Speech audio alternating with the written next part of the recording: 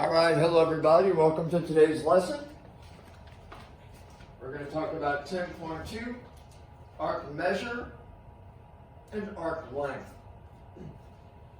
Now, these are two related but also different ideas. Arc measure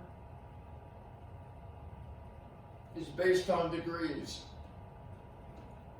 Arc length is actually based upon length, because it is part of the circumference. And when you have arc length, you have a certain unit, like inches, centimeters, etc. So arc measure versus arc length, we'll be talking about that in 10.2. Now over here we have a circle C, center point C. Here we have a 65-degree angle coming directly from the center point. That is known as a, surprise, surprise, central angle. So a central angle is one that comes directly out of the center point, and each side is a radius. And the vertex is the center point. So a central angle technically means that the vertex is the center point.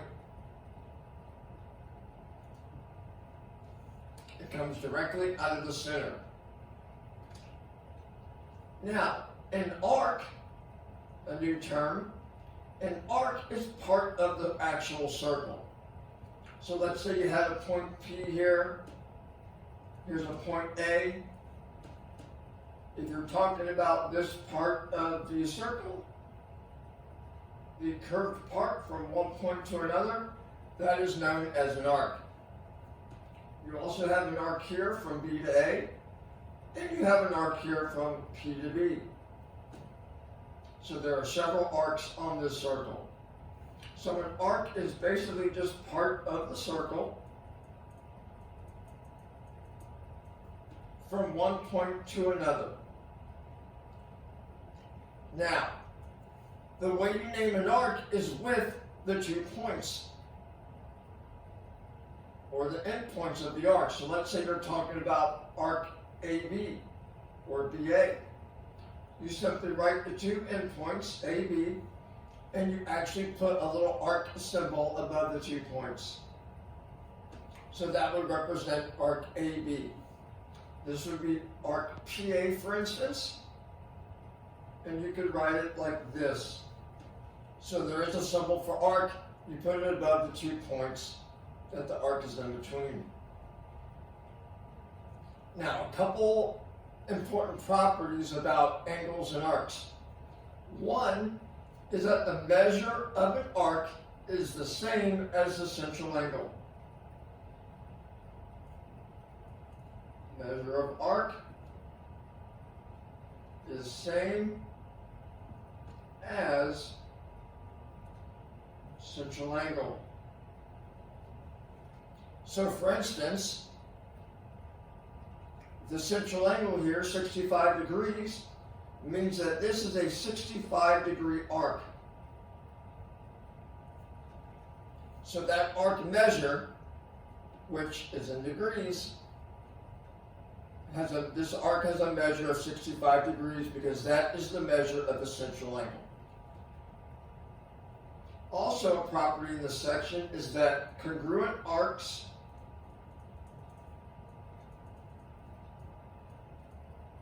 have the same measure. Remember, congruent means equal, exactly the same. So if the arcs are congruent, they have the same measure. Pretty simple. Remember, if you see a lowercase m, that means the measure of. So you can see this in front of an arc. So they're talking about the measure of arc AB, and it's 65 degrees, so you could write it like such. The measure of arc AB is 65 degrees. Now a couple more terms. There are different types of arcs. You can have what we call a minor arc A minor arc is less than halfway around the circle.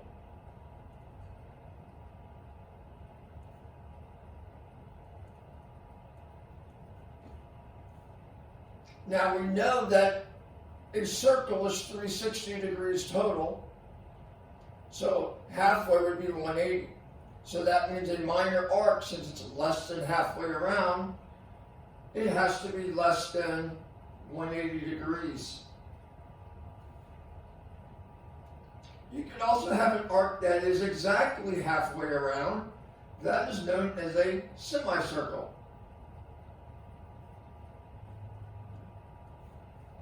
So a semicircle is half the circle, which would mean that it is a 180-degree arc. And a major arc, which I'm sure you can guess, means that it is more than halfway around the circle.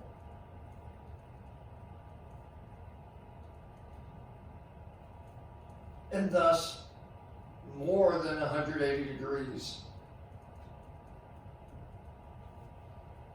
Now, another important note about major arcs is that you need to use 3 letters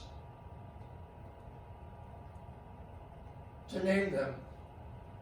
That way, you're specific as to what direction you're moving around the circle, and you don't confuse it with a minor arc between the 2 points.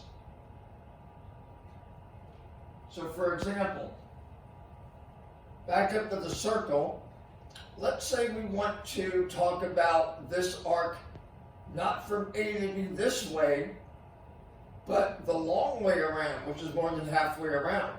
So if we're talking about from A to B, the major arc, we don't want to write it like this, because that might confuse it with this smaller minor arc. You want to use 3 letters, so you would call it A, P, B.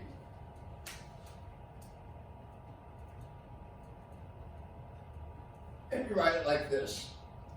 Same arc symbol, but 3 letters. Okay, so that is a little bit about arc measure in degrees related to the central angle. Now let's talk about arc length a little bit, and then we'll do some examples on the back side. Now, arc length, like we said above, is an actual length. It's part of the circumference. And usually, most of the time, you can have a unit associated with it, like a length unit, like inches, centimeters, etc. So for arc length, again, means that you only want part of the circumference. The entire circumference is the entire circle. It's the biggest arc you can have. But if you want anything smaller, that means you're talking about only part of the circumference. And remember, circumference formula is pi d, pi times diameter. So let's say you wanted the length of a certain arc. Okay, so let's say we're talking about the length of this arc. Well, you still need to know the central angle, because remember there's 360 full in a circle. So all you want is the fractional part that this angle is out of 360. So you would set up whatever this x measure is over 360 degrees, and you would multiply that by the circumference, pi d. So this gives you a little formula you can use when you're dealing with arc length. It's the fractional part of the circumference. Part of the circumference. Here's the circumference, pi d, only the fractional part you want out of 360. So you multiply that fraction by the pi d circumference. Alright? Okay, let's go ahead and use this information and do some problems.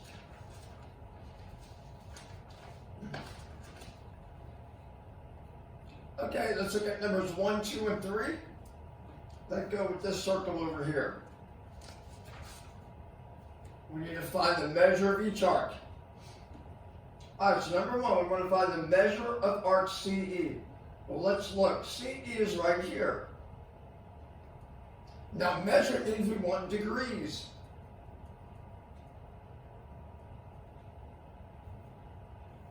Well, let's look at the central angle. We don't have it. So we're going to have to find this central angle, and then we can simply have the measure of arc CE like we want for number 1. Well, this goes all the way across the circle. So we know it's 180, which means this half also is 180 total. Look at this one. This also goes all the way across the circle. Look at what type of angles we have. We have vertical angles. So if this is 75 right here, that means this vertical angle is also 75, which means you have a 75-degree arc. So arc CE for number 1, the measure of it is 75 degrees. Now remember, guys, there are a lot of other ways to get these arcs. So if you see another way to get it, that's fine. Let's look at number 2. Number 2, we want the measure of arc BF. Now BF is both of these arcs put together. The FA and the AB. Well, you can get this missing arc. 180 total amongst these 3. Take 50 and 75 away.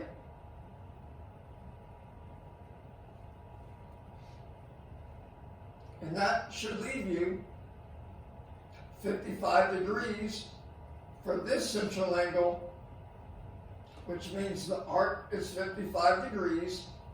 This arc is 75 degrees based on the central angle. So just add these two. So 55 plus 75 to give you the entire BF. And that is 130 degrees. Number 3, we want the measure of arc FAC, major arc from F through A to C. So F, this way around, A to C. So we want this arc, and this arc combined. Now if you want, you can find this central angle, which will give you this arc, and then combine these 3. Or if you want, you know it's 360 total. Since you want these 3 arcs put together for FAC, you can just subtract the 2 you already know if you want. This is a 50-degree central angle, 50-degree arc. So that's one way to do it as well. You can do it either way. Now, if you solve for this central angle, you get 105 degrees, which would make this a 105-degree arc. And FAC for number 3 combines those 3 arcs. So 55 plus 75 plus 105 equals 235. So FAC is a 235-degree arc. You should get the same answer if you subtracted these 2 from 360. All right, let's move on to numbers 4 and 5. Now look at numbers 4 and 5. We're switching to length of the arc. Length is part of the circumference, so we're going to be probably using pi times diameter a little bit.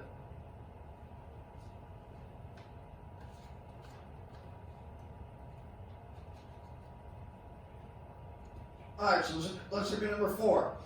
4, we want the length of arc CE. And sometimes they might write it like this. Sometimes you guys might see a little L for length of arc CE. Okay? You might see it both ways. Okay, so length of arc CE. Let's look to see where it is. CE is right here. It's 135 degree central angle, which means the measure is 135 degrees. So, we're going to use the formula from the other side of the notes. We're going to do the fractional part degrees out of 360 times the diameter formula. Times the circumference formula. So 135 out of 360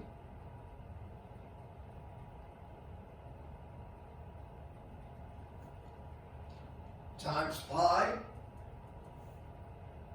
times the diameter. Well, it tells us the radius is 4, which means the diameter is 8.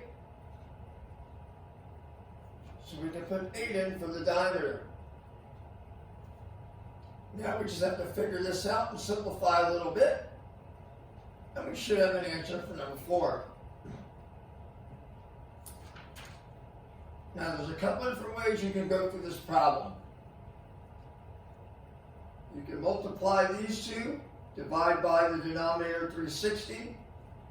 If you want, you can change this fraction to a decimal, multiply by 8. So there are several different ways to work through this and simplify however you want. If we do 135 times 8 and divide that by 360, let's see what we get.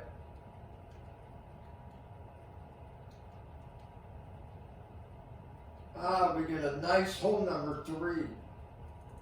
And if we keep our pi symbol on it, the answer is 3 pi. And that's a nice exact answer. And our unit is centimeters. You can put a centimeters unit on there, and 3 pi centimeters is the length. If it wanted an approximation, just multiply 3 times 3.14. I think you get about 9.4 if you do that. Alright, number 5, the length of EG. EG is right here. We pretty much can do it the same way we did number 4, but we need to find this angle first. Well, here we have a diameter straight across, so we know it's 180. Both of these put together, 180. This is 82, so if we do 180 minus 82, that should leave us, what, 98 degrees for that angle? So it's 98 out of 360, that fractional part.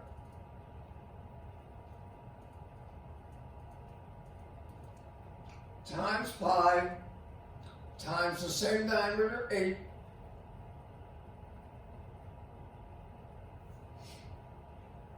Now let's multiply 98 times 8, divide by 360 to see what we get.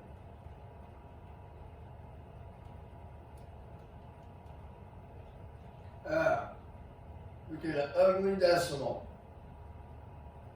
2.17 repeating. So let's go ahead and use 3.14.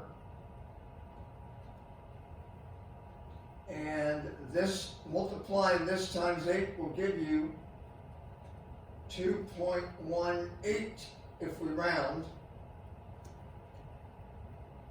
And we can multiply and get an approximate answer here. So 2.18 times 3.14. If we round the nearest tenth, that is about 6.8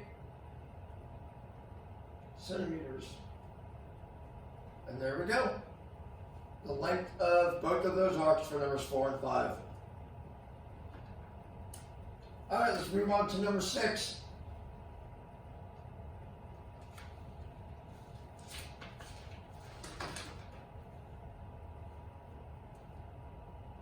An 18-inch diameter pizza is cut into 6 huge equal slices. What is the crust length of each slice? Well, we have 6 equal slices. So if we just find, now crust length, guys, is the circumference. All right, the crust is the outer part, the actual circumference. So if we just find the entire circumference by using pi d, divided by 6, because all slices are equal. So all 6 crust pieces should be equal as well. Alright, so that seems pretty easy. The diameter is 18. Now watch, let's keep the pi in the 18, divide by 6, because 6 goes into 18 3 times.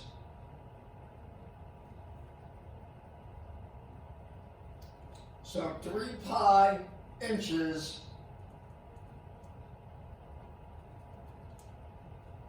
now. If someone asks how long is their crust, 3 pi inches isn't really everyday life.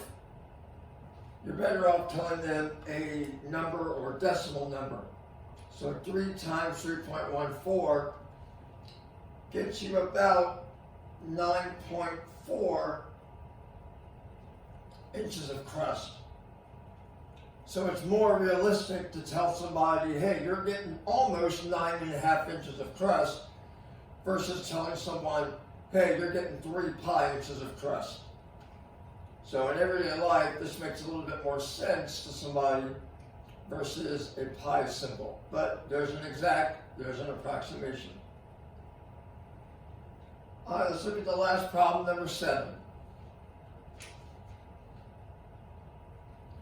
We're going to find the measure of arc AB round the nearest whole degree. So measure means degrees, which is based on the central angle. Alright, let me go ahead and fold the paper here.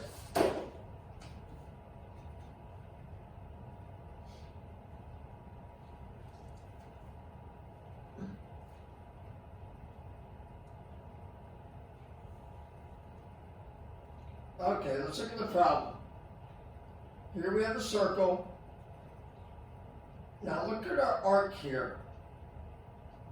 We're given the length of the arc. We need to find the degree of the arc. So we need to get the arc length formula and use that, and then we'll work backwards to get the degree. Because if we want the degree of the arc, remember it's the same as the central angle. So we need that central angle measure in degrees. And then we will have the arc measure in degrees, which is what we want. So we're going to use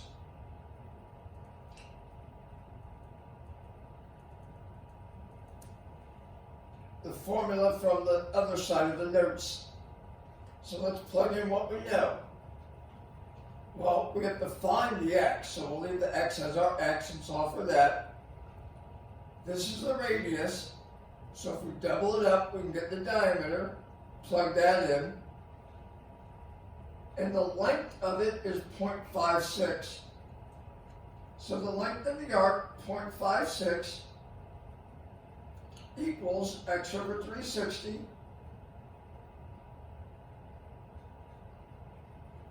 times pi.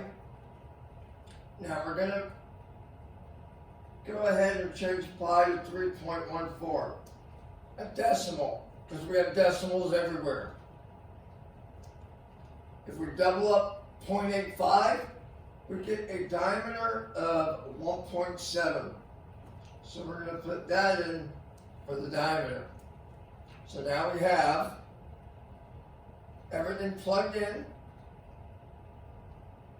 set it equal to the length, which is 0.56. Now we just have to work backwards through this formula with ugly numbers and decimals to get x? Well, we need to get rid of both of these. So if we divide by 3.14 to cancel it out and divide by 1.7, that means we do the same thing over here. So let's divide 0.56 by each of these and see what we get.